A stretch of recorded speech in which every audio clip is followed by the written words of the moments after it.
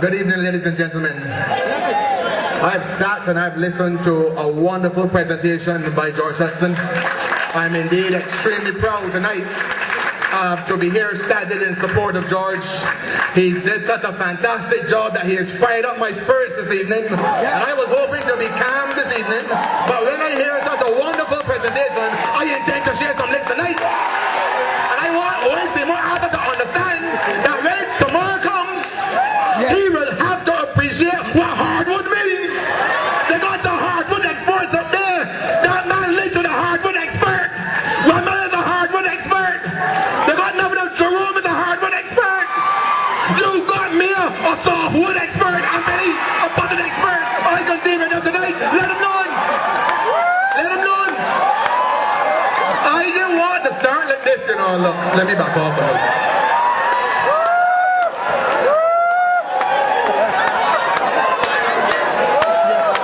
Let me back off tonight, because after hearing my friend George, I believe that I have a responsibility. I have a duty to explain to you some of the things that the Barbados Labour Party have been saying that should be explained by the Democratic Labour Party. I cannot allow the Barbados Labour Party to continue to suggest that the problem of inflation in Barbados is a problem that has to do with importation of oil. If you can remember, when the central bank governor gave her first 6-month report, the central bank governor said that the increases in inflation was due to imported prices and due to oil. If that is the case, then the central bank governor has to come and explain to Barbadians how come when she was delivering her third quarter report, even though oil prices moved from $70 to $94 per barrel, she said inflation went down from 7% to 5.6%. Let's come and explain that to you. If it was that inflation in Barbados was directly related to the increase in oil prices, how could you have an increase in oil prices from $74 to $94 and you could tell me inflation in Barbados is projected to decline to 5.6%? It can't happen. So for me to explain this to you now, let me move reasonably slowly. In Barbados, you have to blame that little runt from Sevilla. In St. Barbados, the major problem with increases in prices started after the value-added tax in 1997. I speak to you now from a document from the private sector, public sector consultation that was delivered by the central bank. And I now look at table 3, percentage change in categories of retail prices in Barbados. And in 1997, as soon as ONASA introduced the value-added tax, prices in Barbados increased by 14%. Inflation on food increased by 14% and never went down since that. Your light bill and water bill and telephone bill went up from that time and never went down. That is where it all started. But he got the one no call for eyes, Mr. Magoo Maskell, with him, who don't seem to understand that he can get a hardwood too if you don't watch yourself. But the basic problem with that is the fact that government, in an attempt to reform taxation in Barbados, started the inflation spiral in the country. And ONASA then went about an expenditure program that George so eloquently explained.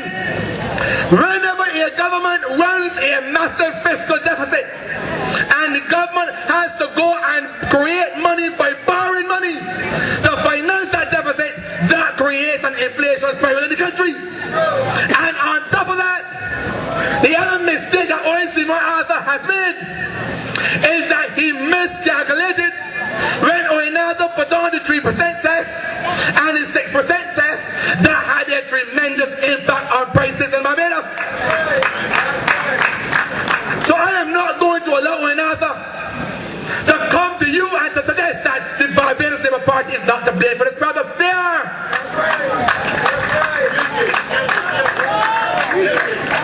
I want you to remember Senator Leonard Eastman. When we first had the increase in prices in Barbados, Senator Leonard Eastman, who is responsible for fair trade in Barbados and for competition, the first response she had was to say to you, the Fair Trade Commission had nothing to do with consumers.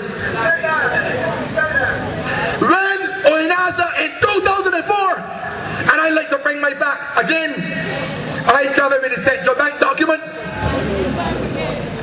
The inflation problem in Barbados started in 2004. And in 2004, we had an inflation rate that was heading up to 6%. And that inflation rate went up to 6.1% in 2005, went up to 7.3% in 2006, went up to 7.8% in 2007, and all of that time, Oinado was allowing you to be price gouged by the business sector in Barbados, and Oinado did nothing. Now he comes right before the election. I can tell you, he has to find a way to reduce prices. What was he doing the last 3 years in Barbados? This is an election gimmick that you must reject, because I listened very carefully to that one called by Papa Pork Man, and skirt, and all sort of foolishness on my TV. And you can imagine that he is telling me that he needs to get compensation for reducing prices in Barbados when they have been pricing you out of everything you had for the last 25 years in this country. You should be getting compensation from Bino. And I want to ask me about it tonight. I want to find out, what deal did you enter with them businessmen? I want you to come and tell Barbadians if you agreed to pay them back the money that they lost or they're about to lose. I want to know whether they agreed to give them a loan. I want to know what the compensation package, because Bino said that they have to be compensated for that 20% loss to their profit margin, to their margin. That's what he said. He was there in the meeting, so Mia Marley must tell me how the businessmen gonna get compensated in Barbados.